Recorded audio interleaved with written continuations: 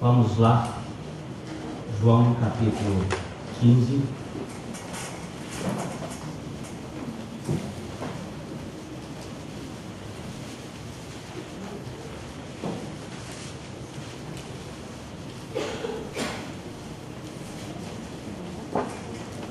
Eu sou a videira genuína, meu Pai é o cultivador.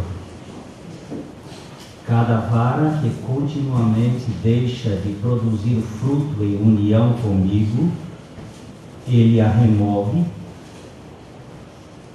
e cada vara que é constante em produzir fruto, Ele a poda, a fim de que produza cada vez mais fruto. Vós já estáis podados por causa da palavra que vos falei,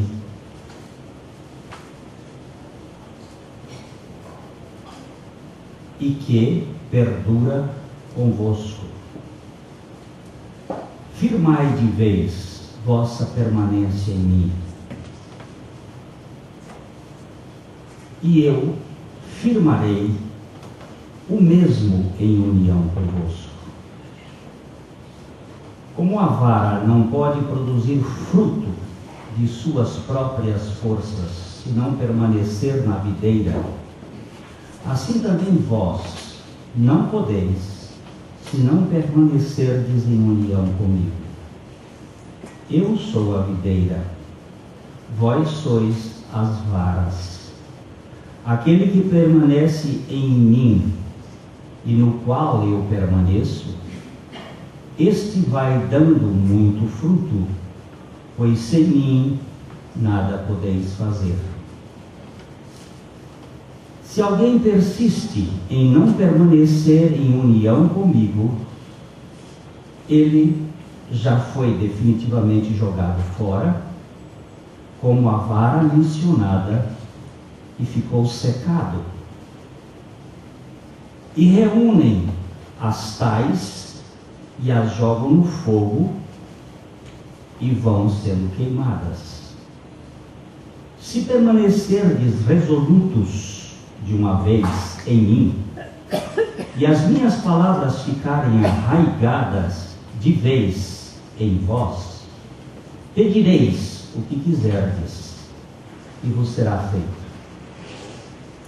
Nisto ficou realizada a glória de meu Pai, no propósito de que continuamente deis muito fruto, e assim sereis constituídos discípulos para mim. Como o Pai me amou, também eu vos amei. Tomai vossa permanente posição de vez no meu amor. Se vos firmardes na guarda dos meus mandamentos, permanecereis em meu amor, como eu me tenho conservado na guarda do mandamento do meu Pai, e estou vivendo permanentemente em seu amor. Estas verdades vos tenho falado, para que o meu gozo esteja em vós, e o vosso gozo seja consumado. O meu mandamento é este, que continuamente vos ameis uns aos outros, assim como vos amei. Ninguém tem amor maior do que este, que alguém ofereça a sua vida em lugar dos seus amigos. Vós sois meus amigos, se continuamente fizerdes aquilo que eu vos mando. Já não vos chamo escravos, porque o escravo não sabe o que o seu amo está fazendo. Mas tenho-vos chamado amigos, porque vos fiz conhecer todas as coisas que ouvi do meu Pai. Vós outros não me escolhestes, pelo contrário, sou eu que vos escolhi e fiz à disposição de vós, para que continuamente vós vades embora e deis fruto. Vós vades embora e deis fruto, e para que o vosso fruto fique permanente, a fim de que aquilo que em dado momento pedirdes ao Pai em meu nome, Ele vos dê de vez. Estou vos ordenando estas coisas, a fim de que vós sempre ameis uns aos outros. Se o mundo tem ódio constante para convosco, ficai sabendo que primeiramente me odiou e ainda me odeia. Se vós fosseis do mundo, o mundo amaria o que lhe seria peculiar. Por esse motivo, porém, o mundo vos odeia, porque não sois do mundo. Pelo contrário, eu vos selecionei em separação do mundo. Conservai em vossa memória a palavra que eu vos disse: o escravo não é maior do que o seu senhor. Se me perseguiram, a vós também perseguirão. Se guardaram minha palavra, também guardarão a vossa. Mas todas estas coisas farão contra vós por causa do meu nome, porque não conhecem aquele que me enviou. Se eu não tivesse vindo e falado com eles, não teriam pecado. Mas agora, eles não têm desculpa por seu pecado. Aquele que vive me odiando, está odiando também ao meu Pai. Se eu não tivesse feito entre eles as obras que nenhum outro fez, não teriam pecado. Mas agora eles tanto têm visto, como têm odiado tanto a mim, como a meu Pai. Mas é assim, para que seja cumprida definitivamente a palavra que permanece em vigor, como foi escrita na lei deles: odiaram-me sem motivo.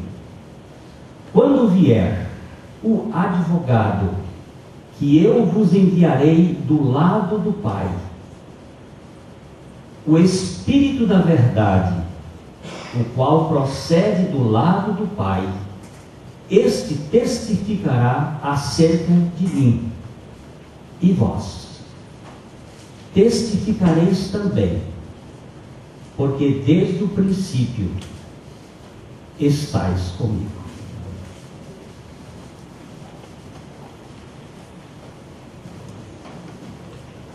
Amado Pai, vence as nossas resistências. Conquista a nossa mente para Ti, o nosso coração. Unge a Tua palavra pelo Teu Espírito. Fala conosco. Glorifica o Teu Filho.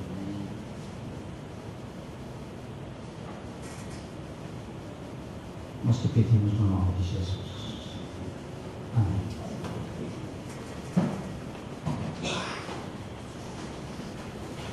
Nós sabemos, irmãos. Pode pegar? Não vai ter pecado.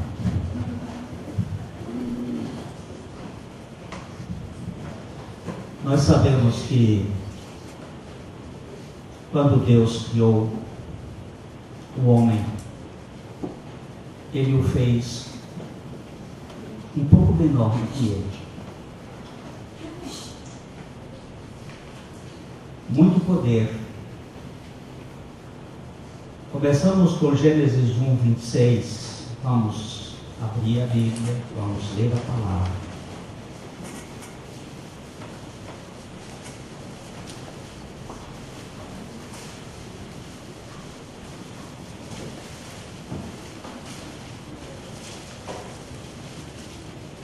E disse Deus: façamos o homem à nossa imagem, conforme a nossa semelhança, e domine sobre os peixes do mar, e sobre as aves do céu, e sobre o gado, e sobre toda a terra, e sobre todo o réptil que se move sobre a terra. Essa palavra domine implica numa capacidade, num poder extraordinário que Adão possuía como dádiva da criação.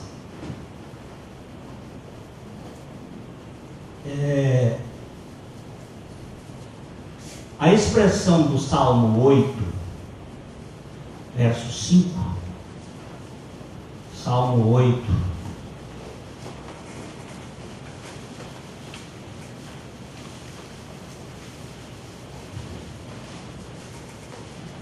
contudo, um pouco menor do que Deus o fizeste, e de glória e de honra o coroaste. essa expressão aqui, um pouco menor do que Deus, um pouco menor do que Elohim, um pouco menor do que a Trindade, os anjos, referência a Hebreus, que traduz a expressão Elohim para o grego como anjos, mas um pouco menor do que a divindade. Este ser humano foi feito, ele usa aqui a expressão,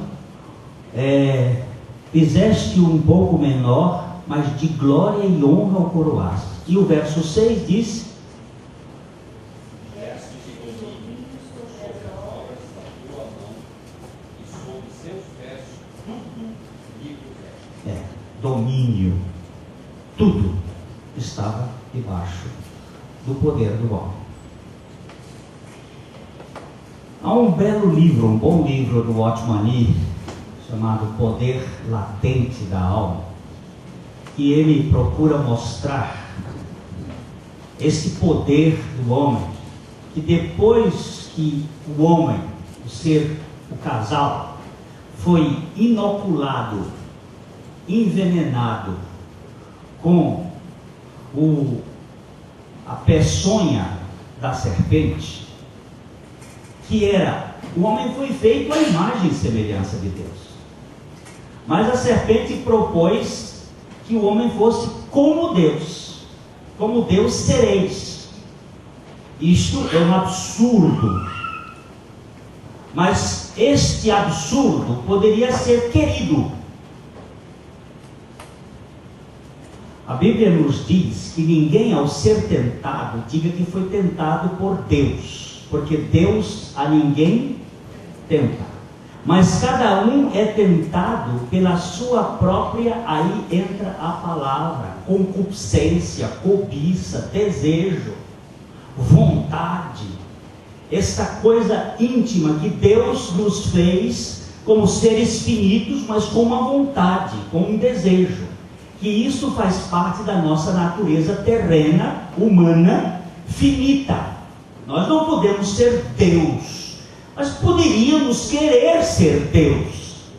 O querer ser, esse desejo insopitável, indominável. Ele podia dominar sobre tudo, mas não podia dominar sobre ele, sobre a sua própria vontade, em querer ser Deus. E invadido por este veneno, nós passamos a ser uma raça, que eu gosto dessa palavra, teomânica. de Theos, Deus, e manico, mania, de loucura. A loucura da onipotência, do poder de governo, de controle, de domínio sobre tudo e sobre todos. Nós nos tornamos deusezinhos dentro do nosso propósito de finitude, mas com aquele desejo de soberania, de controle. Frederico Nietzsche, no seu livro Assim Falava Zaratustra, ele diz uma coisa, é o seguinte: quando o homem feíssimo encontra-se com Zaratustra no vale da sombra da morte, Zaratustra pergunta para o homem feíssimo: você não foi o homem que matou Deus? E ele diz: sim, fui eu que matei Deus. E por que você matou Deus? Porque eu não podia admitir a existência de Deus se eu não fosse Deus. O homem feíssimo é a característica da natureza humana. Eu não posso admitir a existência de Deus se eu não for Deus. Então a nossa natureza, ela é uma natureza muito arrogante. Até mesmo o grande perigo não está no homem ímpio, mas até no cristão que é, uma vez salvo, querer ser mais espiritual do que o outro. Porque esse mais, maior, melhor, é um prejuízo terrível para nós. Porque o Deus absoluto, todo-poderoso, Criador dos céus e da terra, toma a iniciativa de se esvaziar, de descer. Um dos grandes paradoxos que eu posso entender é ver o Criador do mundo amamentado pela criatura.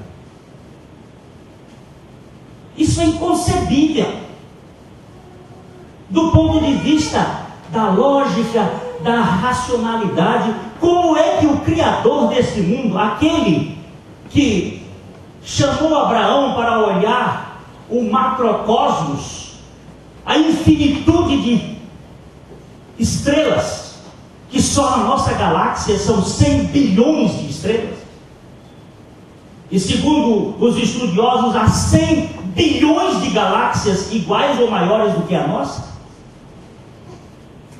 Ele manda que Abraão levante a sua cabeça para ver essa grandeza que foi feito pelo seu dedo. E agora este Deus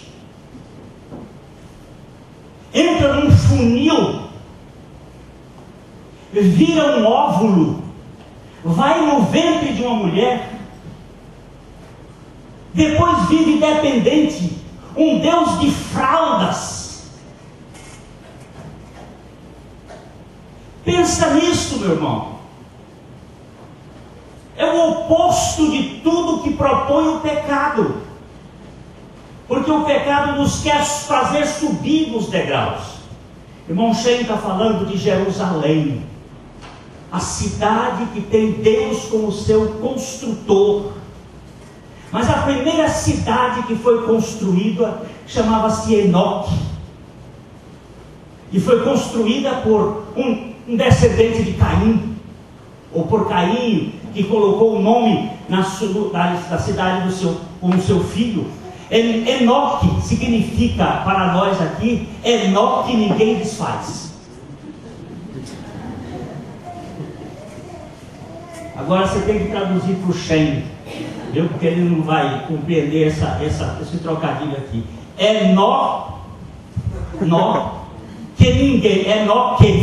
Enoque ninguém desfaz. É o que o homem faz nas construções dele. Faz um nó, constrói uma cidade de orgulhos, de poderes, porque os homens juntos viram um poder. Quando você é sozinho, você é personalidade. Quando você está em grupo, você é sintalidade. Personalidade é um homem só. Sintalidade é quando eles estão em grupo. Você nunca viu uma pessoa pulando na rua sozinha. Mas agora, quando for no carnaval, você vai ver blocos. ele cria uma coragem que ele não tem sozinho, mas no grupo ele tem. Ele vira um poder sintálico, um poder grupal. E esse poder grupal é o poder da exibição, é o poder da passarela, é o poder da vitrine, é o poder que exibe. Você quer ser reconhecido, notorizado, então sai. E é o grupo. Mas a Jerusalém celestial, ela é de cima para baixo, não é de baixo para cima. De baixo para cima é a religião. De baixo para cima é a Torre de Babel. De baixo para cima são os degraus. E no altar não podia ter degraus para o sacerdote não subir. A obra de Deus é obra de esvaziamento dessa posição arrogante que nós temos, que é terrível. Ela invade o nosso ser. E o Senhor está mostrando exatamente o contrário, o esvaziamento. Somos poderosos? Somos. Os poderes latentes da alma são grandes? Muito grandes. Não duvida. Segundo os cientistas, nós não usamos mais do que 5 a 7% da nossa capacidade neuronial. Isso para falar de Einstein, dos gênios. Porque nós, seres comuns, acho que 1%, se é que usa. Dr. Shen, capaz de usar aí uns 5%, mas nós aqui, réis mortais de cacá, usamos tão pouco, tanta incapacidade. E com poderes. Deus os fez muito poderosos. E o pecado incha. E o pecado incha. Você viu qual foi o problema de Pedro? Perdão, de João e Tiago? Você lembra qual foi o problema dele?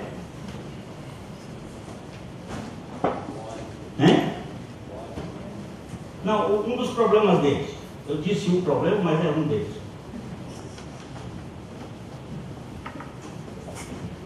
E dá para usar a mãe dele para ir lá conversar com Jesus. E a gente faz assim. Empurra alguém de mais prestígio ou que tenha mais sensibilidade. Quando o Senhor vier no seu reino, dados a posições privilegiadas, uma à direita e outra à esquerda, ficamos mais próximos, né? Para sair na foto, né? Vamos ficar aqui, uma à direita e outra à esquerda. Olha que desejo de significância. E Jesus disse: será que vocês querem ser batizados com o batismo com que eu serei batizado? Que batismo seria este? E eles disseram que queremos ser. Ele disse: sim, então, se vocês forem batizados com esse batismo, vocês vão sair desta questão de ficar aqui e ali, e vocês vão entrar na posição correta. Aonde Deus quiser colocar você, você vai ficar lá muito feliz. Se você tiver que ficar no primeiro lugar da fila, você vai ficar lá, porque Deus te colocou. Mas se Ele quiser colocar você no último lugar da fila, você vai ficar com a mesma alegria, porque sabe que foi o Pai que Ele colocou ali naquele lugar. Esse é um trabalho de Deus, porque nós somos grandes. E não se iluda, meu irmão. Você que nasceu de novo, não pense que esse vírus não está aí, não. Ele está. O Lutero disse que a última coisa que morre no ser humano é o orgulho. A gente fica aí lutando. Aqui no dia da inauguração desta capela aqui, uma pessoa orou assim: eu me orgulho de ser humilde. Aqui dentro dessa capela. Eu me orgulho de ser humilde. E aí a gente tem que lembrar do Santo Agostinho. A humildade é uma qualidade que aquele que tem não sabe que tem, porque no dia que souber, deixou de ser. Nós achamos que nós temos o controle das coisas. Podemos ter. E o Senhor precisa trabalhar conosco. Os seus discípulos eram homens de carne e osso. Nós temos uma tendência muito grande de himenizar. Não sei como é que você vai traduzir para o Cheyenne. Himenizar. He-Man, aquele personagem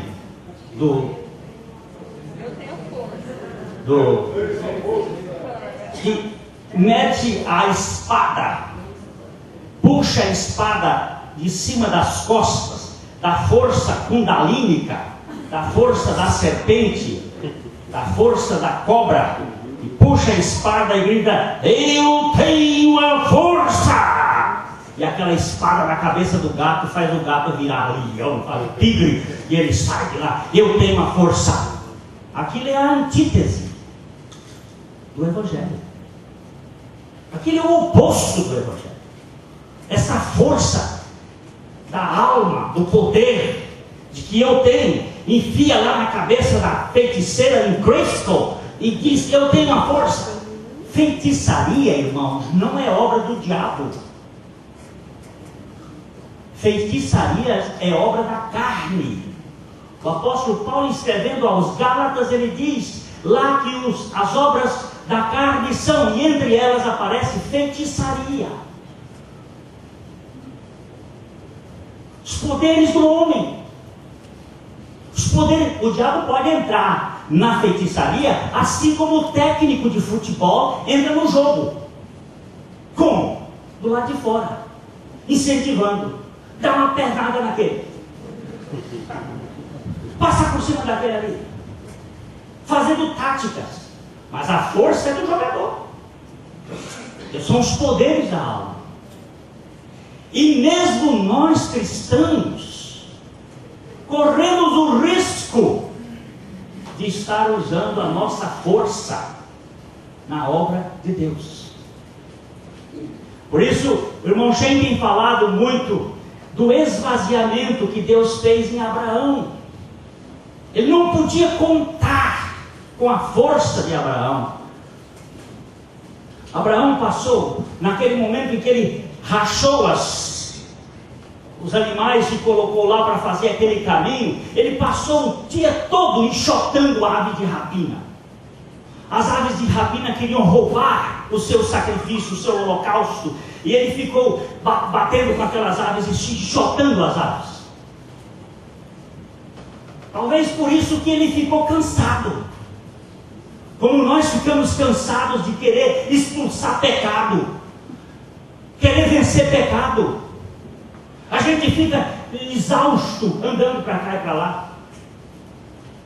Toma até remédio para vencer pecado. Mas aí entra o cansaço, e nesse cansaço vem o sono. E naquele sono, como disse o irmão Shen, Deus fez sozinho aquele contrato, assinou sozinho, incondicionalmente pela graça. E agora, ele cumpre, está cumprindo com o povo judeu, com o povo hebreu. Não vai deixar de cumprir, porque ele colocou a sua assinatura e ele é fiel. E em Cristo Jesus também ele continua fiel. Mas nós temos agora que permanecer.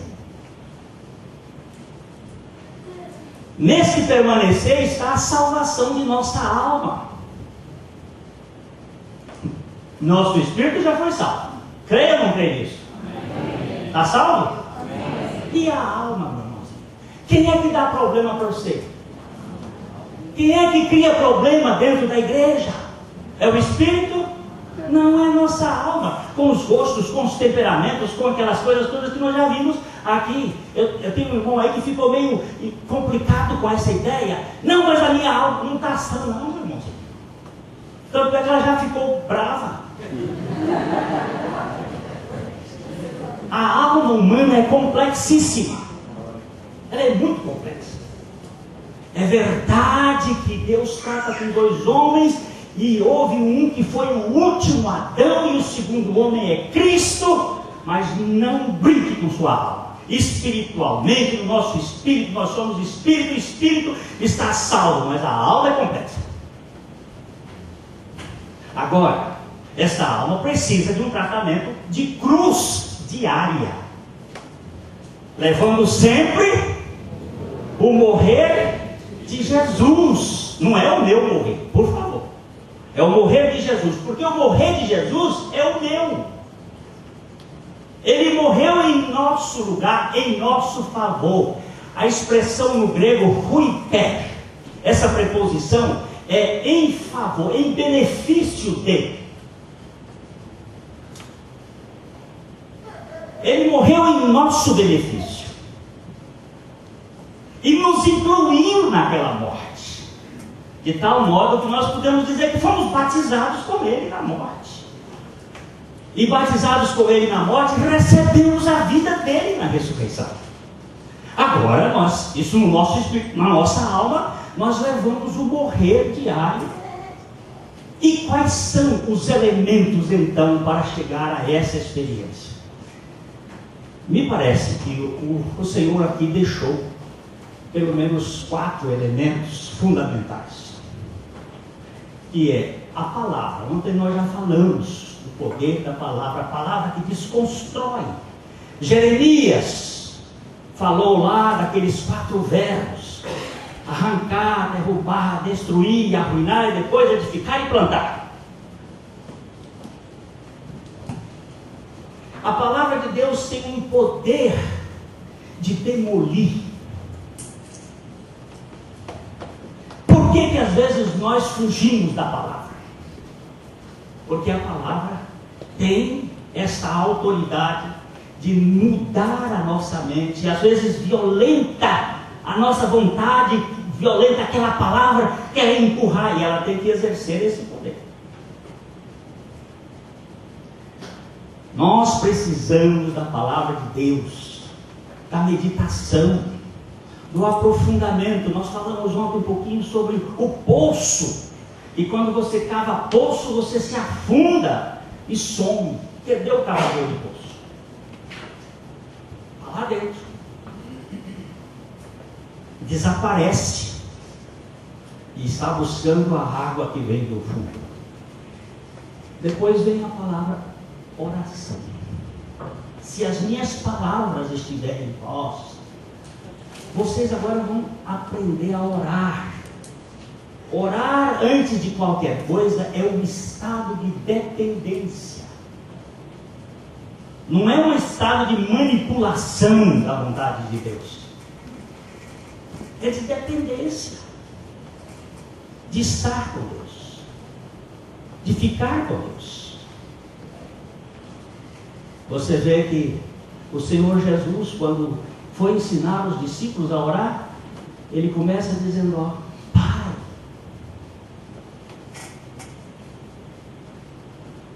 E aí a gente vai ter relacionamento. Pai é relacionamento, é intimidade, é comunhão.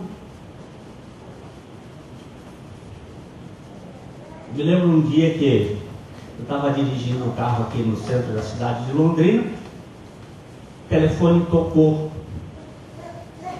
e eu encostei o carro. Era no centro da cidade. Eu encostei o carro, era meu filho, 3 horas da tarde. Ele dizendo: pai, estou telefonando para você para dizer que eu o amo.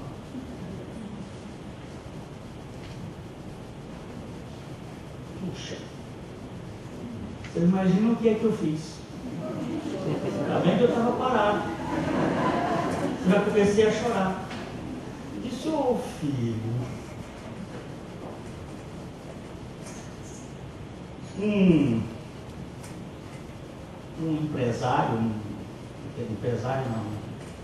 executivo, 3 horas da tarde, só para dar um telefonema com um velho e dizer assim: eu amo você. Você imagina que o coração fica nessa hora? Derrete. Pai, santifica o teu nome nas nossas vidas. Pai querido,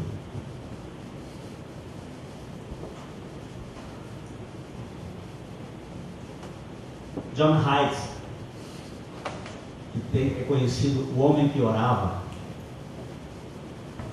voltando de férias aos Estados Unidos, chegou lá, encontrou um amigo dele, um evangelista, que disse para ele assim: John, vem orar comigo, que eu estou igual lata, vazia, só faço barulho. John, eu não sei o que eu faço mais, John. Eu só tenho som, não tem nada. Aí John disse: tá bom, eu vou lá. Aí chegou lá, foram, entraram num aposento, havia uma cama. John Hyde se ajoelhou de um lado, o amigo do outro. E silêncio. Silêncio. 5 minutos, 10 minutos, 20 minutos, 30 minutos, nenhuma palavra. John ali, cabeça baixa, e o amigo já é cansado de ajoelhar.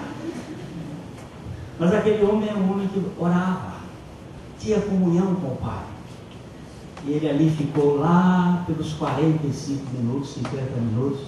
Ele abre a boca e diz assim: Oh, Daddy, my father.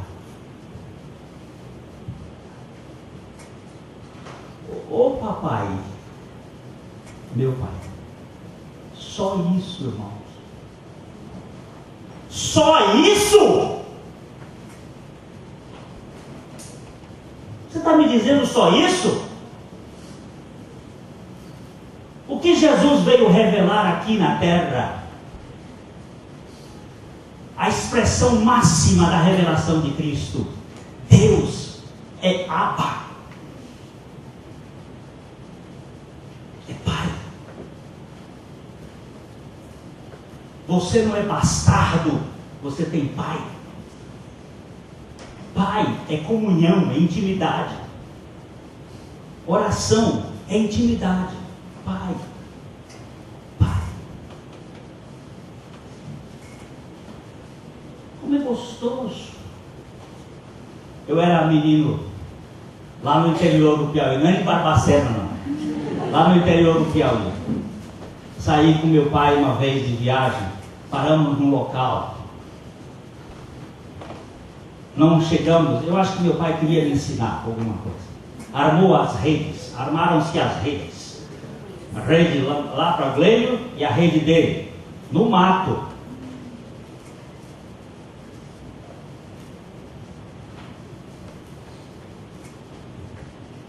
De noite, a bexiga encheu.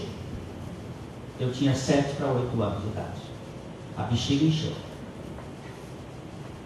Eu acordei, o fogo já estava bruxuleante. O fogo da fogueira que tinha sido acesa estava apagando, só tinha aquelas brasas vermelhas. Eu olhei assim e fiquei com medo da onça. Escuro. Aí eu ouvi um barulho que fazia assim.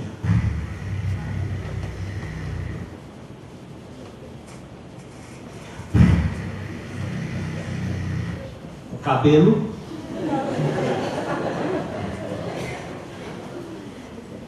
Tudo arrepiou. Aí eu disse: Pai. Ele estava dormindo. Pai. Ele continuou dormindo. Pai. O que é, Glênio? O que é isso? Isso que é esse barulho? Ele disse: é o vento na palha do coqueiro. Pai, eu quero fazer xixi. pai levantou, levou lá, voltou, botou na rede. E o que aconteceu? Por que dormiu? Porque tem um pai.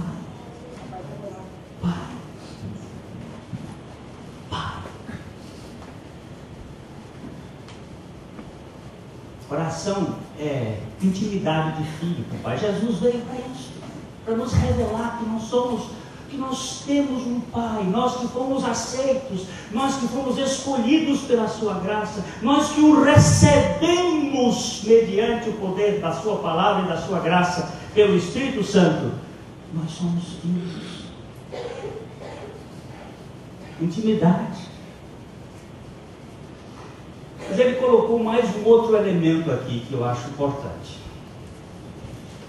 Ele disse assim: e vocês serão conhecidos por causa do amor. Permaneçam nos meus mandamentos, porque nos meus mandamentos vocês vão verificar que está o meu amor.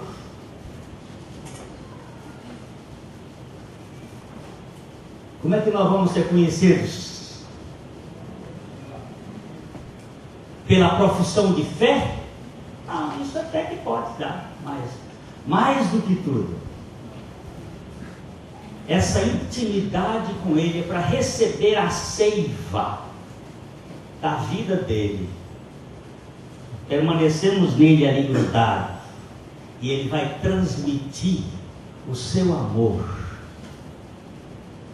gracioso em nossas vidas. Nós vamos ser enxertados ou encharcados pelo Espírito Santo, que derrama esse amor dentro deste processo orgânico. Como é que nós vamos viver igreja de Jesus Cristo? Com temperamentos diferentes, com pensamentos, às vezes, interpretações, compreensões.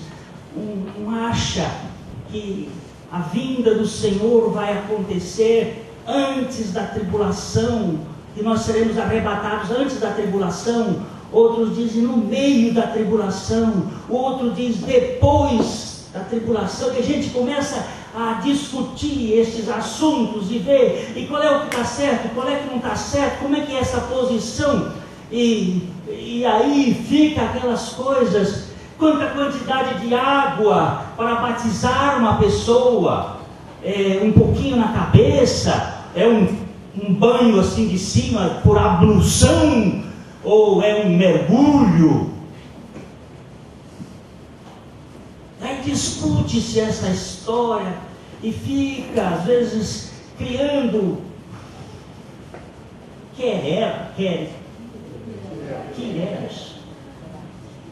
questiúnculas, picuinhas, em assuntos. Agostinho diz assim: naquilo que é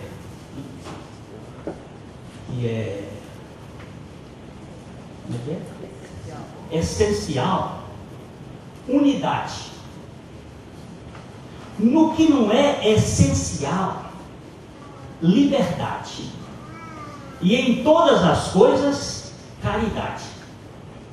Tanto no essencial, como no não essencial, amor. Naquilo que é essencial. E o que é essencial? Vamos aqui. O que é essencial? O que é o essencial? O essencial.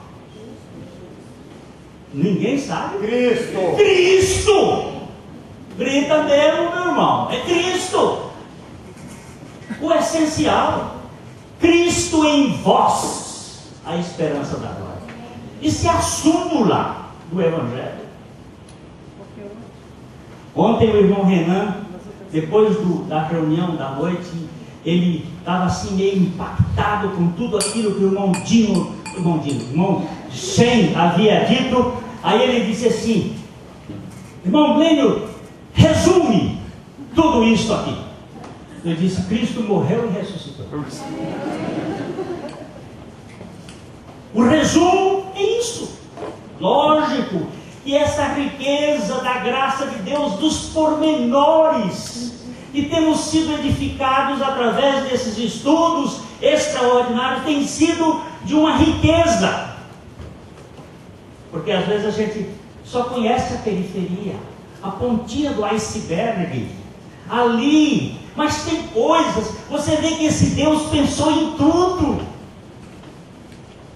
Esse Deus que é o arquiteto e construtor desta cidade, ele tem detalhes. Meu irmão Mário me contou, vou botar você aí, mas o Mário, ele foi num lugar lá em Jerusalém que eu não fui. Ô Mário, vem cá. Vem cá aqui. Vem cá. Não, é só para me ajudar. Eu gosto de fazer isso porque na dinâmica da conversa a gente aprende muito. Conta um pouquinho da pedra, das pedras retiradas da... Achei que era para traduzir.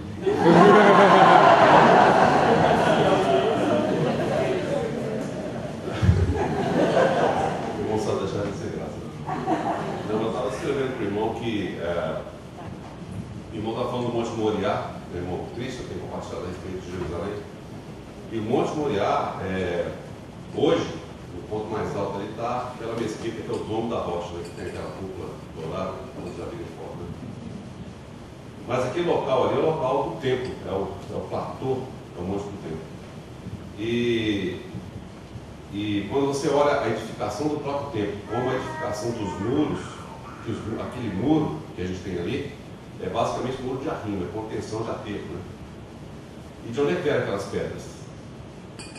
Então, se você olhar em volta, você vê muita pedra ao redor de Jerusalém, mas não pedras daquele porte, né? Então, se você sai pela porta de Damasco, que fica ao norte da cidade, você dá uma volta do outro lado do Gólgota, debaixo do Monte Moriá, tem uma pedreira subterrânea, lá no fundo. Então você desce, isso é chamado as Pedreiras do Rei Salomão. Quando você desce, então, você encontra cortado na rocha, não é escavado, é cortado exatamente onde foram tirados os blocos de pedra. E são blocos da ordem de 7 metros de comprimento, 1,5 metro de altura, 1,5 metro de profundidade. Foram dessas pedras, ou com essas pedras, que foi construído então o templo e o resto da cidade. Então, tirado da própria rocha do Moriá, é que foram retiradas as pedras com as quais foram edificadas tanto o templo quanto o muro. Você prestou atenção? Por que Deus disse para Abraão: eu vou mostrar o morro para você? Para você não procurar um outro morro que não tenha pedra suficiente para formar o meu templo. O meu está aqui, olha, aqui vai tirar dessa pedra daqui. Assim como nós somos construídos de Cristo. Nós somos ramos que saem de onde? Quem fez brotar aquele ramo? É a própria videira. Ramos que estão na videira. Assim como aquelas pedras foram tiradas da rocha, nós fomos retirados, desculpa eu usar essa expressão, da prenhez de Cristo. Cristo ficou emprenhado de nós na cruz, quando Ele nos atraiu a Ele. Ele nos fez partícipes da sua morte, e na ressurreição, aquele túmulo aberto, é exatamente o lugar do nosso renascimento, ressuscitados juntamente com Cristo. Fomos feitos participantes dele. Agora nós precisamos permanecer. E vamos permanecer por causa do seu amor. Ontem o irmão Cristo disse que ali no capítulo 22 de Gênesis aparece pela primeira vez a expressão do amor, a palavra amor. O filho a quem amas.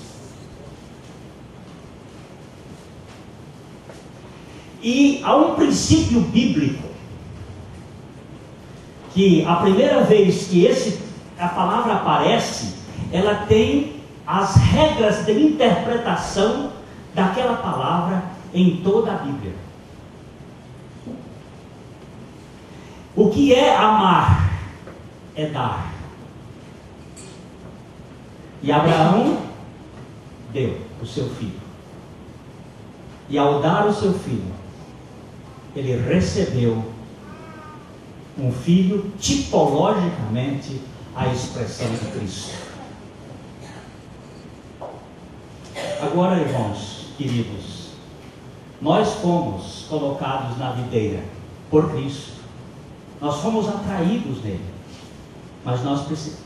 Eu fico aqui olhando essa tradução que ele diz assim: firmai de vez vossa permanência em mim, e eu farei o mesmo em união convosco. Como a vara não pode produzir frutos de suas próprias forças, se não permanecer na videira, assim também vós não podeis, se não permanecerdes em união comigo. Eu sou a videira, vós as varas. Aquele que permanece em mim, e no qual eu permaneço, este vai dando muito fruto, pois sem mim nada podeis fazer. Você está junto de mim? O meu poder vai ser transferido, vai ser passado para você. O meu amor vai ser passado para você. Tem pessoas que pensam diferente. Vocês conhecem, alguns conhecem, mas para quem que não conhece, a história que houve entre George Whitefield e John Wesley. Eles eram dois homens de Deus, mas com pensamentos diferentes, com algumas ideias diferentes. No básico eles tinham o essencial, eles tinham unidade. No não essencial havia liberdade. Estudaram juntos em Oxford, mas os dois tinham pontos de vista diferentes. E um era mais calvinista, o outro era mais arminiano.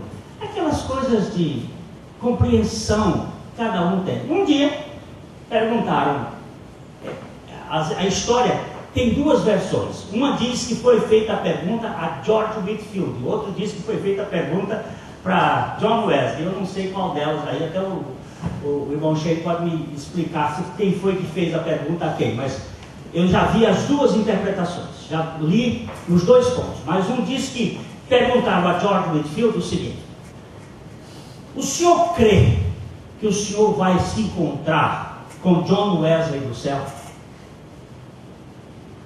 Aí o Whitefield respondeu: não, não vou me encontrar com ele no céu.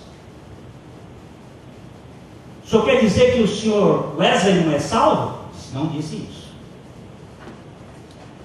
Eu disse que eu não vou me encontrar com ele no céu. O senhor quer dizer que então que o senhor não vai para o céu? Também não disse isso. Eu disse que eu não vou me encontrar com ele no céu. E então?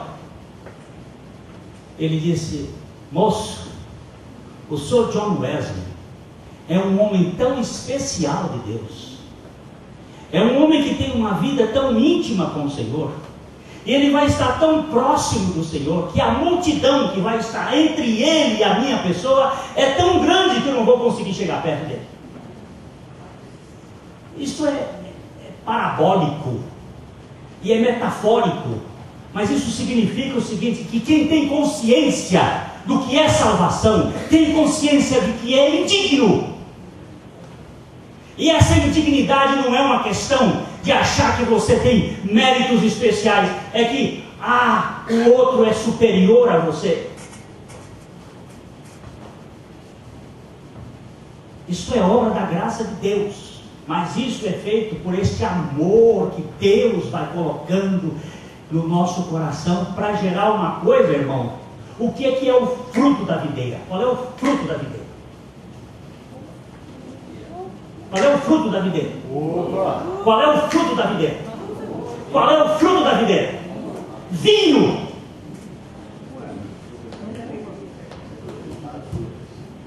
Depois você vai ver lá no livro de Juízes, no capítulo 9, o prólogo de Jotão. Você vai descobrir lá que o resultado final... A videira disse o seguinte: eu não quero ser política. As árvores estavam querendo um rei, um chefe, para governar. E se reuniram lá, convidaram primeiro a Oliveira. Oliveira, vem reinar. Ela disse: não, que quem tem o que fazer normalmente não entra na política. Quem tem o que fazer, tem o que fazer. E ela disse o seguinte: eu produzo o azeite, o óleo que serve para ungir as coisas de Deus e dos homens. O óleo não é importante. Aí foram falar com a figueira disse: não, eu produzo a doçura, um doce de figo. Uma pena que, assim, às vezes a gente não tem um acampamento, um docinho de figo, mas é bom demais, hein? Um doce de figo. E ela disse: eu produzo o doce de figo. Aí convidaram a carreira, a videira, e ela disse: não, eu produzo vinho. E aí eu fico até que alegra a Deus e os homens. O vinho.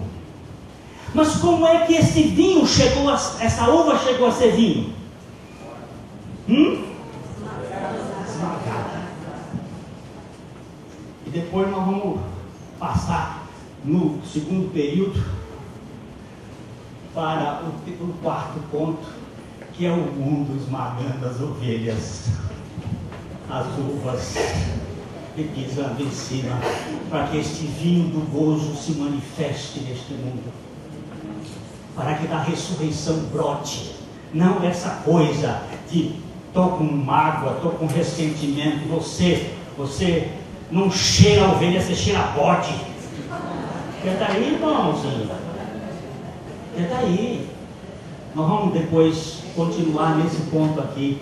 Como é que Deus faz esta uva virar, permanecendo em Cristo? Entendeu? A palavra, a oração, o amor, gerando gozo.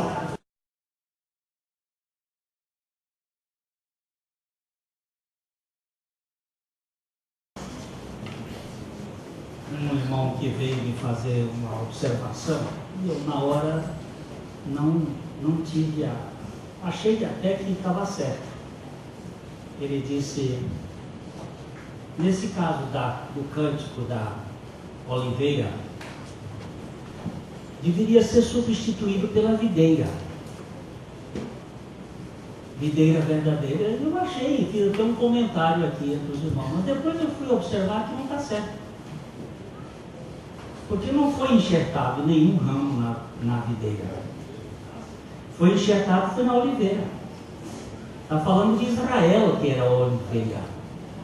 E que o ramo bravo, a oliveira brava, que eram os gentios, foram enxertados lá. Não tem nada a ver uma coisa com a outra. São dois contextos. Então eu quero estar certo cantar a oliveira mesmo. Só que a palavra verdadeiro, que fica meio assim, porque lá não tem falando que é oliveira verdadeira, só fala oliveira e oliveira brava. Mas poeticamente é perfeitamente certo. Então eu peço que os irmãos desconsiderem o que foi dito e fiquem com essa aí, que é da Bíblia. Nós temos que ficar com o que a Bíblia diz, não com o que a gente acha. Agora, irmãos queridos, lembre-se que Melquisedeque, ao vir se encontrar com Abraão, ele trouxe pão e vinho. E pão e vinho, uma comida completa, uma comida, um banquete perfeito, tipificando exatamente a pessoa de Cristo e a sua obra. Pão é feito de quê? Trigo. Mas o trigo, para chegar a ser pão, primeiro ele tem que morrer. Se o grão de trigo cair na terra não morrer, o que ele sofre? Mas se morrer, produz muito trigo, muitos grãos. Agora, estes grãos precisam ser malhados, precisam ir para o lagar, para ser malhado, para ser tirado. Depois eles precisam ser moídos. E quando você moe o grão, você acaba com a individualidade e forma a coletividade. Não existe nenhum um grão gordo e um grão fino mais. Agora está tudo virou farinha. Acabou. Não tem mais eu. Agora tem Cristo. Uma vez eu vi um irmão falar assim: o Cristo que está em mim saúda o Cristo que está em você. Uma expressão de intimidade. Cristo está em você, Cristo está em mim. Cristo está nele. Só que, às vezes, o Cristo que está nele tem uma alma ali meio complexa, uma alma aqui complexíssima, que tem problemas. E agora nós precisamos do trabalho do lagar. O vinho, o que é o vinho? É o produto final da videira. É o produto final. Esse produto final é exatamente um trabalho todo, onde aquelas bactérias que ficaram grudadas na casca precisam entrar em contato com o esmagar. Vamos para o Salmo 66, os versos 11 e 12. Salmo 66.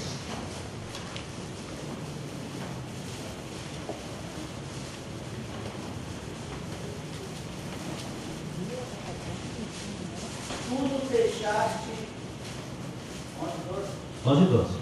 tudo deixaste cair na armadilha, oprimiste as nossas costas, fizeste que os homens cavalgassem sobre as nossas cabeças, passamos pelo fogo e pela água, porém a vingá-los puseste para o lugar espaçoso.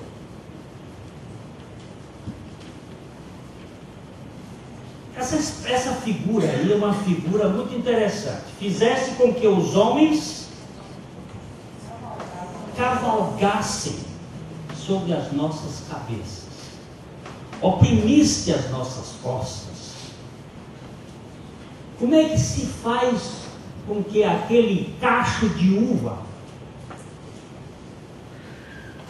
se torne verdadeiramente um bom vinho?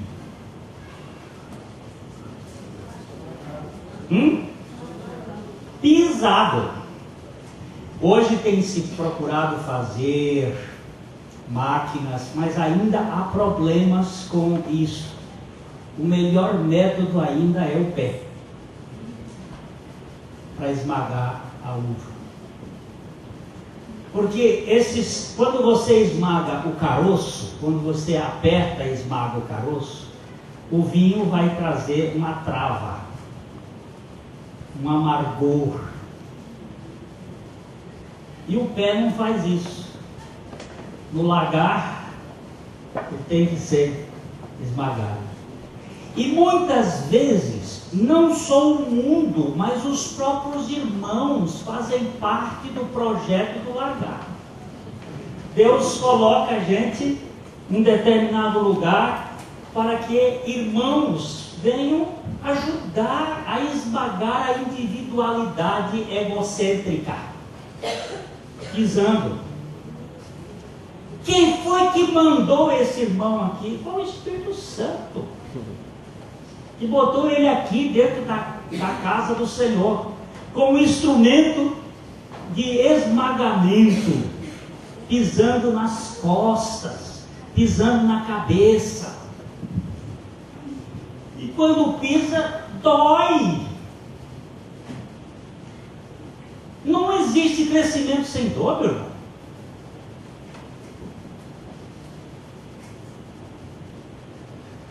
Tem uma doença, uma enfermidade de crescimento.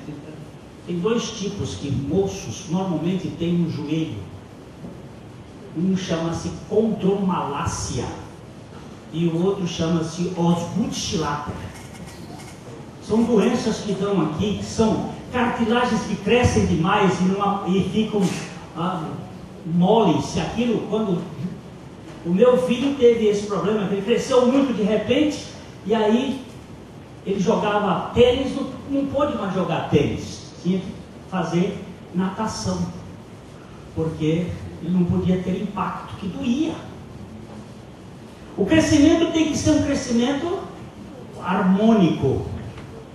E quando quando Deus está nos levando a crescer, Ele vai nos trazer alguns aspectos que são doloridos.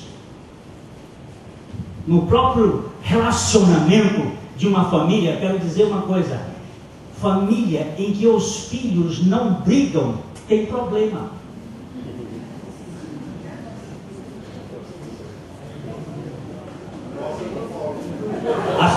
É normal, né?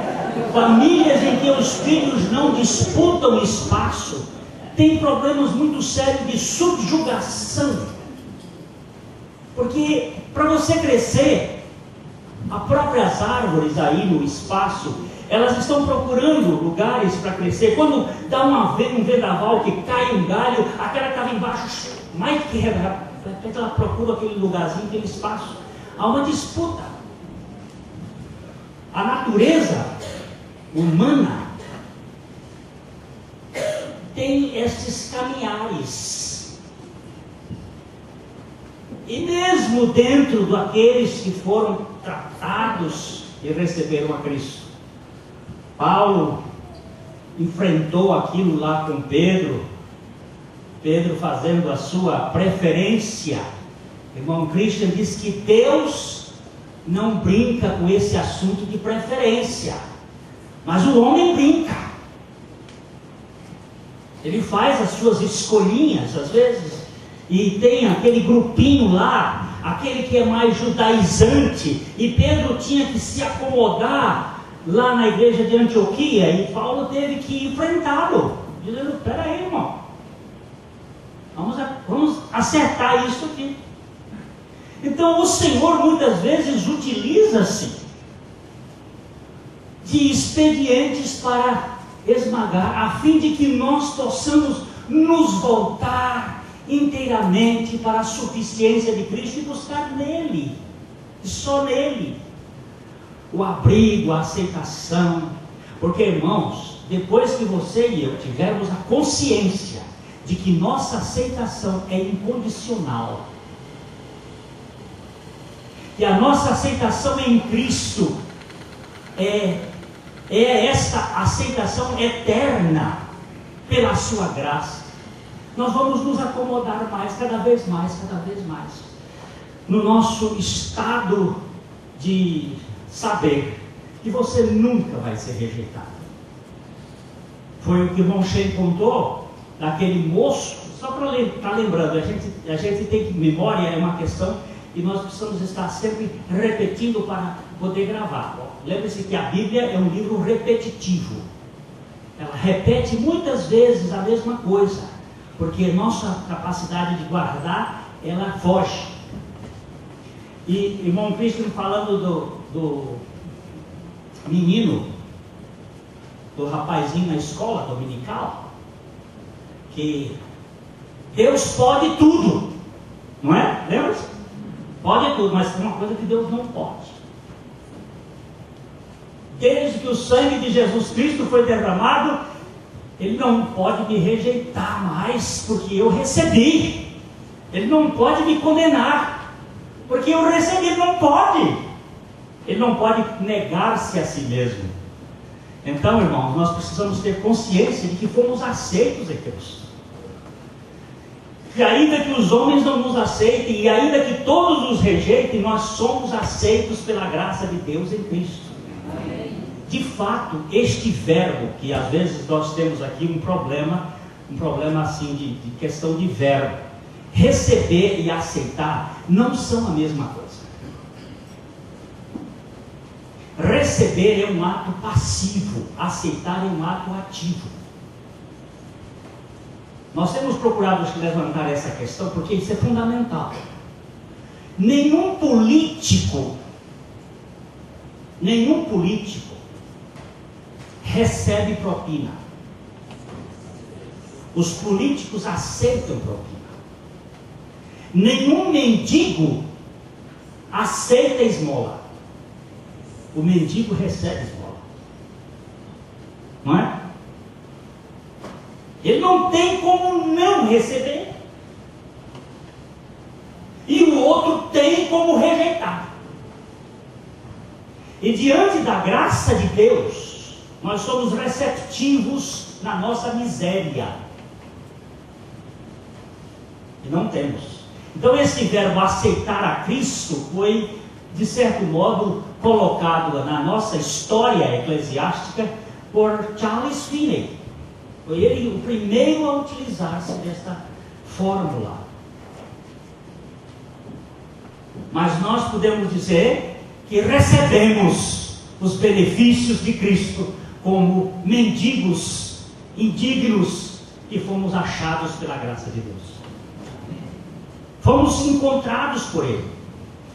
Agora o Senhor quer nos manter sempre nessa posição de dependência. E Ele vai providenciar meios para quebrantar a nossa alma, para que nós sejamos esvaziados.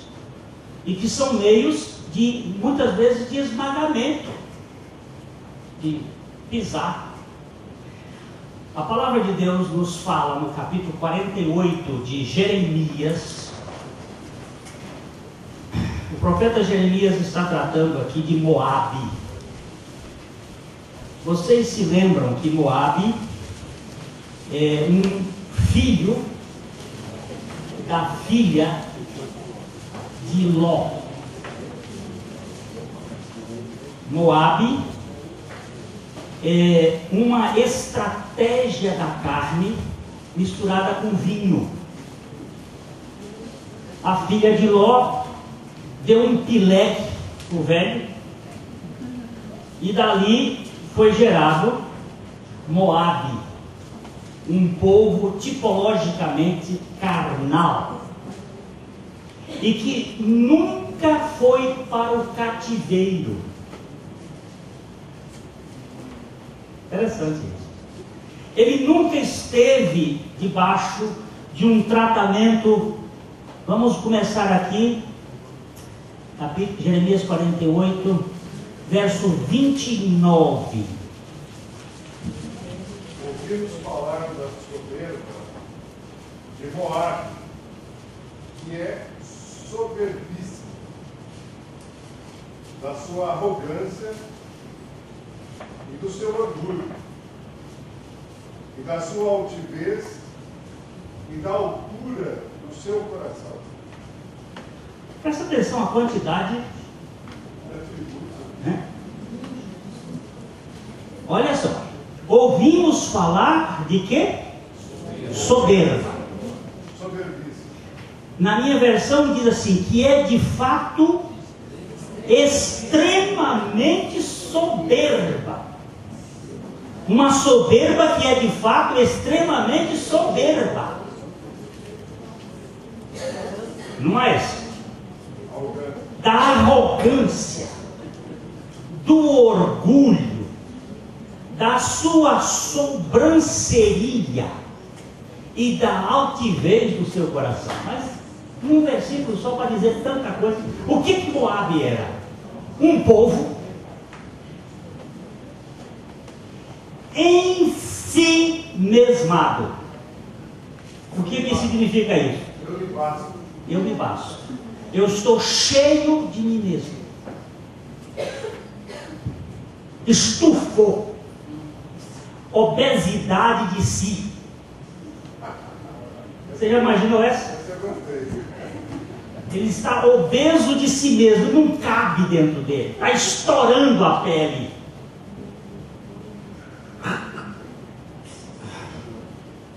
Esta é a figura bíblica para este camarada, para esta nação, para esta origem. E vocês sabem, não é? Que isso aqui foi um povo originário da embriaguez do vinho. Aí, vamos aqui no versículo 11. Moabe esteve descansado desde a sua mocidade, como vinho sobre os seus resíduos. Não foi usado de vasilha para vasilha, nem foi para o exílio. Por isso conservou o seu sabor e o seu cheiro não se alterou. Aqui nós temos uma expressão muito interessante. Ele está dizendo aqui, a palavra do Senhor está falando que Moabe esteve, a minha versão usa de despreocupado. Desde a sua origem, desde o seu nascimento, desde a sua mocidade, desde o seu começo. E ele diz assim, tem repousado nas fezes do seu vinho. Então o processo é este. Você vai fazendo vinho, pisando no lagar. E enquanto está sendo pisado, ele está se desmanchando. Ali vão ficar embaixo a casca, o caldo, os engaços, aqueles galinhos, vão ficar lá embaixo. E você continua pisando, até que tudo aquilo vira um caldo. E você deixa o lagar parado.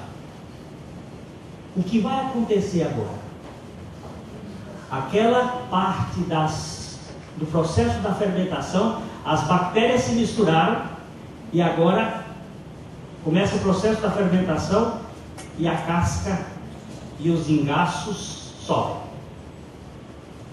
Mas a borra desce. Se você não tirar aquilo que está machucado, em cima, não tirar, dentro de 3 dias vira vinagre. E o que é o vinagre? É um vinho que azedou. E acontece que tem muita gente que vira vinagre. Ficou azedo. Não serve para degustação.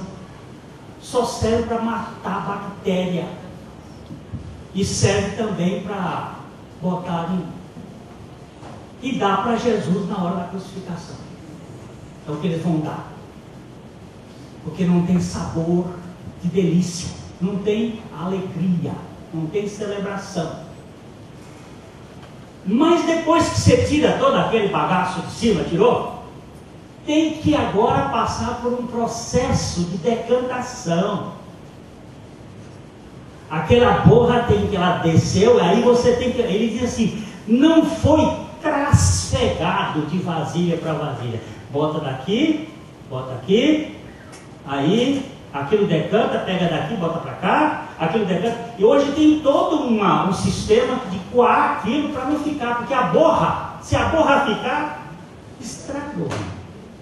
A bebida fica uma bebida sem a qualidade. O vinho é uma bebida tipológica da alegria. E ela está falando do gozo, que Jesus disse assim, eu sou a videira verdadeira. Mas não é aquele vinho que acaba a alegria com a ressaca.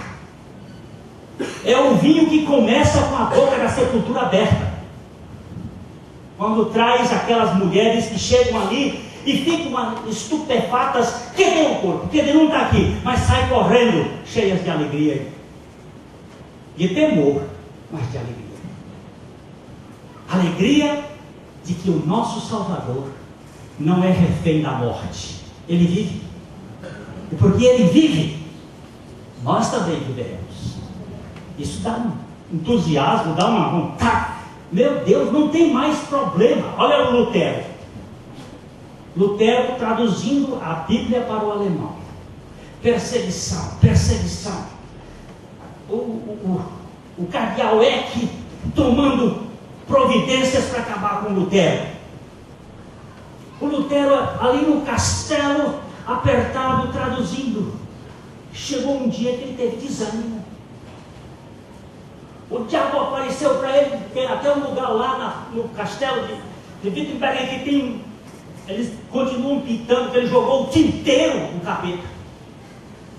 E eles continuam pintando até hoje para mostrar o lugar onde Lutero jogou. E ele entrou em desânimo. E quando a sua esposa entrou para conversar com ele estava prostrado. E ela disse: o que aconteceu, Lutero? Não tem mais jeito. Como não tem mais jeito? Não tem mais jeito. A pessoa quando fica assim naquele estado de Elias. O apóstolo Paulo disse assim: eu cheguei até o ponto de desistir da própria vida. Tamanhas pressões. Não tem mais. Daqui a pouco ela sumiu. E aí ele começou a ouvir um gemido num dos quartos do palácio onde ele estava hospedado. E aquele gemido, como se fosse um choro. Ai, ai, ai, ai. Ele se levantou e foi até aquele quarto. Quando chegou lá, encontrou a esposa dele, com um sapato preto, com meias pretas, com roupa preta, com luvas pretas, com chale preto, com cachecol preto, sentado numa cadeira preta, chorando um choro preto.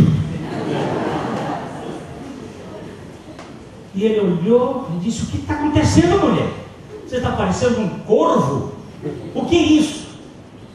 Ela disse: não tem mais jeito. Não tem mais jeito o quê? Não tem mais jeito. Ele morreu. Ele quem? O eleitor Frederico? Não, ele morreu. Mas ele quem? Ele morreu. Ele quem, mulher? Jesus. Morreu. Não tem mais jeito. Se não, eu acabei de traduzir o capítulo 24 do livro de Lucas, eu acabei de traduzir agora, ele ressuscitou. Ela disse: não, você não crê nisso. Porque se você cresce nisso, você não estaria desanimado. Aí, Lutero levantou a cabeça e disse: é verdade. Eu estou olhando as circunstâncias. Eu não estou olhando aquele que ressuscitou. Nosso humanismo, é nossa estrutura humana. Nós não percebemos, nós não enxergamos. Mas ele ressuscitou. Ele está vivo. E nós sabemos como Deus de lá para cá tem restaurado a história da sua igreja. Usando aquele homenzinho frágil. Um homem de carne e osso que falhou como nós falhamos. Um homem semelhante a Elias. Sujeito às mesmas vicissitudes.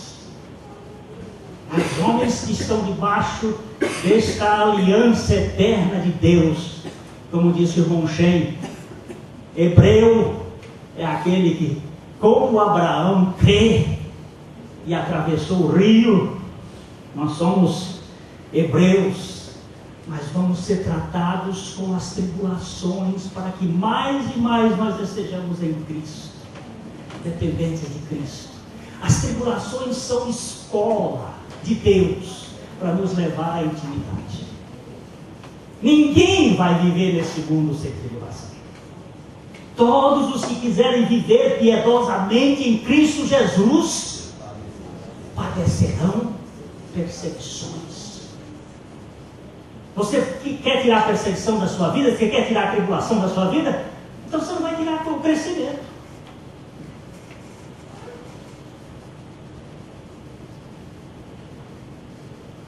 O Senhor tem esse caminho, irmãos, para nós. E nós precisamos estar conscientes de que isto é importante. O Senhor disse: o mundo vai odiar vocês. porque me odeia. Não é por causa de vocês, é por causa do meu nome. Vocês carregam o meu nome. E vocês vão ter lutas, vão ter tribulações. Mas eu quero saber que no final das contas, isso aí vai virar vinagre ou vai virar vinho?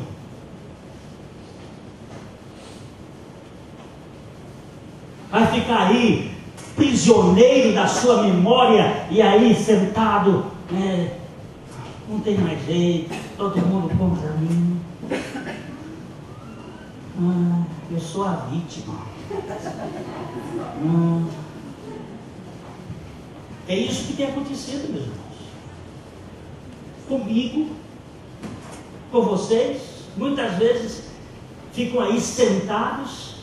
Cristo ressuscitou. Ressuscitou. Mas fica só na teoria, na cabeça.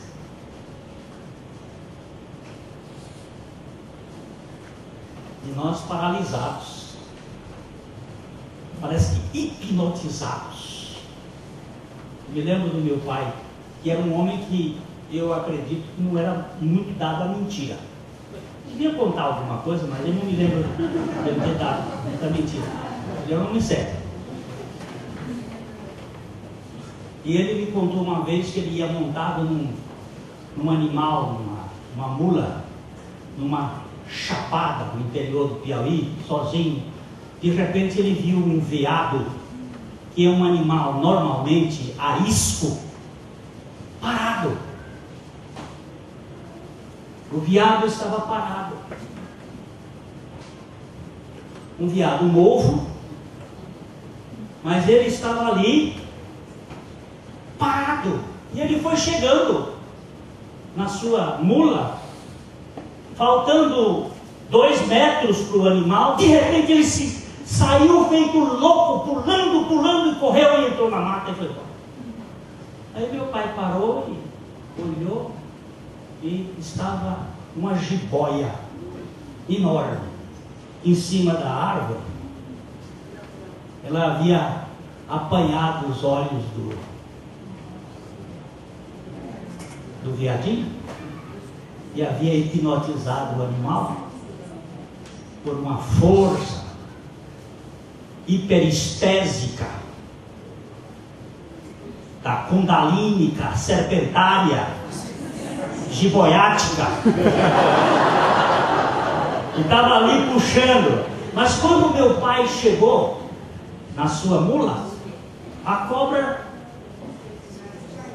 tirou os olhos do animal para olhar esse que estava chegando, e ao tirar os olhos, o animal se desprendeu daquela força e saiu correndo. Eu sei que tem uma serpente que fica assim olhando para nós, mas quando aquele que saiu da sepultura, trazendo o triunfo da vida, chega, ela tira o olho e diz: mas como foi? E aí nós estamos fugindo do poder das trevas, porque ele foi o vencedor. Nós não somos vencedores, nós somos mais do que vencedores por meio daquele que nos amou. Isso é muito gostoso, isso é muito profundo. Saber que ele nos livrou. Mas, irmãos, nós somos pisados, estamos sendo tratados para virar pão, para virar vinho em Cristo, dependendo de Cristo, esperando em Cristo, confiando em Cristo. Deus está fazendo isso com todos nós, na sua igreja espalhada. A igreja do Senhor Jesus não tem placa, tem pessoas salvas por Ele. Ela não tem denominação, ela tem grupo de pessoas que o Senhor alcançou. Lógico que essas estruturas estão aí, não vamos ficar agora brigando por causa de estrutura, por causa de sistemas. Vamos verificar aquelas pessoas a que Deus está tocando. Pode, meu irmão, isso aqui é um congresso. E muitas pessoas no meio da igreja do Senhor sabem o que é tribulação. O senhor poderia dizer o que é o tribulador? É aquele que vive na tribo do lado.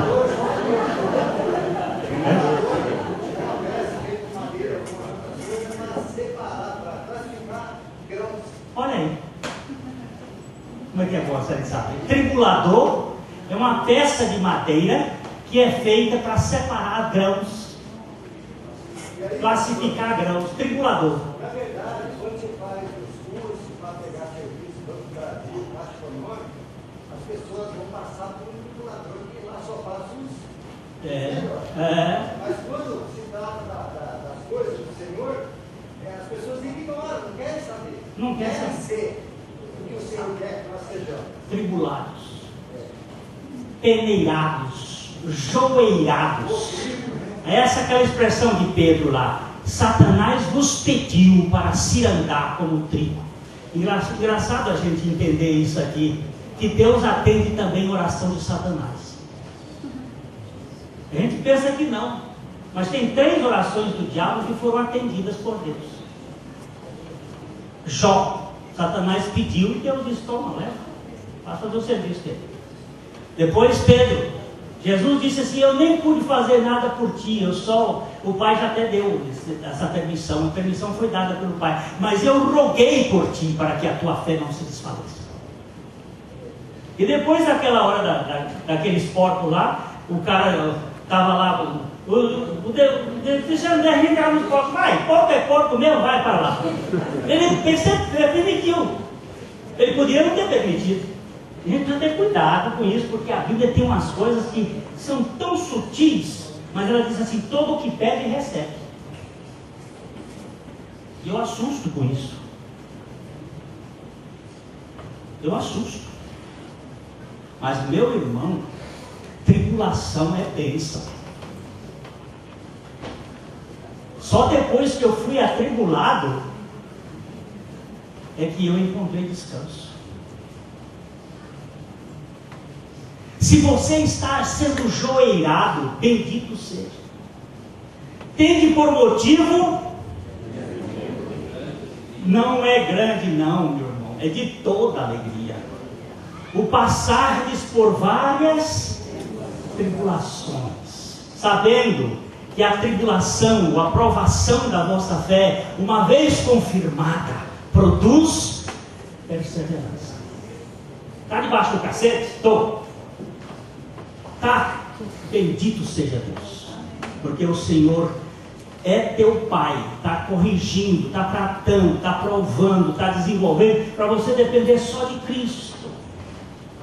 Senhor, eu quero ficar debaixo das tuas sombras, debaixo da figueira, debaixo da oliveira, debaixo da videira, debaixo da tua suficiência.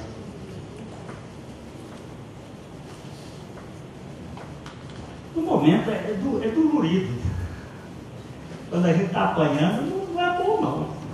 Eu não gosto de apanhar. Eu não sou masoquista. Não estou pedindo: Deus, me bata, não. Eu estou dizendo: Senhor, vai devagar. Mas não poupe, por favor, até que a tua obra seja completamente feita para a tua glória. Não poupe. O teu cinzel. A gente, quando olha assim, uma obra, uma pedra, você vê aquela pedra bruta, mas depois você vê o construtor, o artista. Chega ao ponto de Miguel Ângelo bater na perna e para! Porque o negócio era tão bonito, tão perfeito, que dá vontade de dizer: só falta falar. Mas o cinzel dói, irmão. Dói. E às vezes o cinzel é minha esposa, é o filho, é um irmão, é um amigo, e é o cinzel que dói. E é o mundo fazendo desprezo, mas quanto menos, mais. Quanto menos de nós, mais de Cristo. Surge o que tem mais? Não tem mais nada. O que a gente percebe realmente é aquilo que o irmão Romeu disse. Quando a gente nasce de novo, nasce 10. Mas quando a gente chega na plenitude do conhecimento de Cristo, está 0. Vem descendo aqui. E agora? O senhor faz. Aí tem os trabalhos das resistências. Mas como Deus é Deus, Ele sabe lidar com as resistências. Esse cara aqui é mais resistente do que aquele. Então ele sabe trabalhar com a resistência desse e daquele. O problema é quando eu me meto para dizer assim, não, você está muito resistente. Aí ele fica chateado, você é mais velhinho. Aí ele fica cheio. E aí começa o perigo. Então, meus irmãos, nós temos que olhar que o Senhor está tratando conosco para permanecermos em Cristo. Venham aqui. Não foram vocês que me escolheram ali. Fui eu que escolhi a vocês. E eu escolhi a vocês para que vocês possam ir dando fruto. Mas esse fruto depende de mim. Porque sem mim vocês não vão fazer nada.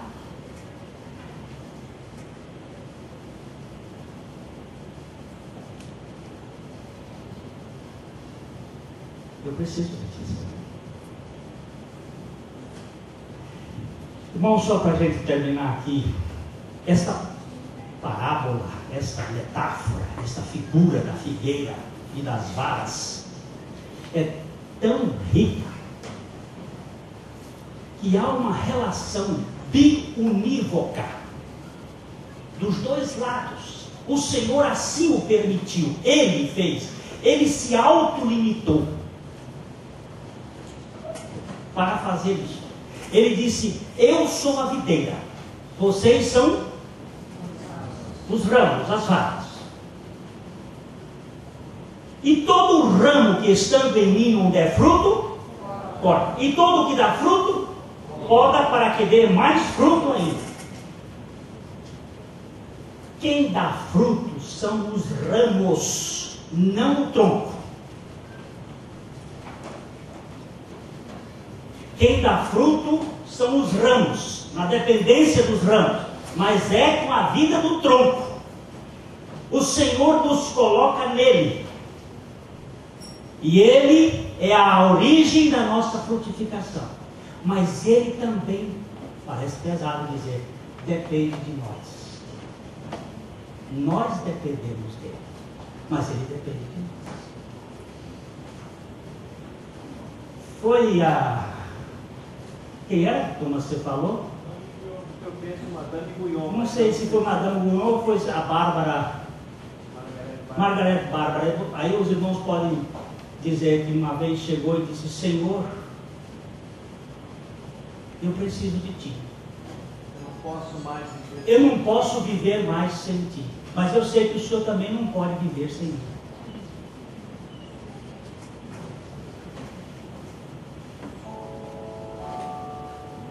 Que bom. É isso mesmo, não posso viver sem mim. Tocou um negócio bonito ali.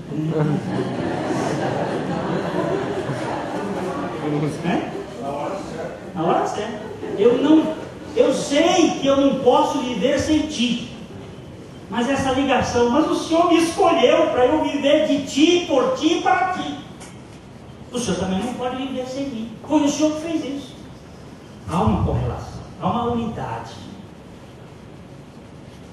Não que Ele precisasse, porque Ele não precisa de nada. Ele tem azeidade. Essa é uma palavra muito importante para a gente compreender. É um Deus que não necessita de coisa alguma, mas Ele se autolimitou e nos colocou nesse projeto para que nós, na dependência dEle, pudéssemos ser cooperadores com Ele naquela obra que Ele tem para conosco. Isso é a construção da Jerusalém, através da operação de Deus e a sua igreja, o seu povo. Irmãos queridos, amanhã a gente vai um pouquinho só para fazer umas recapitulações, mexer, mas é isso aqui, permanecer em Cristo, através da palavra, através da oração, através do amor que nos une, que nos liga, sendo tratados através das provações, dos provas, dos cuidados do Senhor. Tanto, irmão, precioso, difícil. Às vezes eu digo assim, mas Senhor, por que o Senhor botou esse irmão aqui comigo? Ele diz, porque é este aqui que eu quero junto com você, para você lhe tratar. Que você é muito besta. Bendito seja o Senhor, que nos dá a graça de ser tratados por Ele. A mensagem que você acabou de assistir faz parte do Ministério de Comunicação Palavra da Cruz. Temos um grande acervo de estudos bíblicos em áudio e vídeo. Distribuímos também, gratuitamente, o jornal mensal Palavra da Cruz. Entre em contato conosco pelo fone fax 0 operadora 43 3322 3037 ou pelo e-mail com@palavradacruz.com.br. Visite-nos também pelo site www.palavradacruz.com.br. Graça e paz.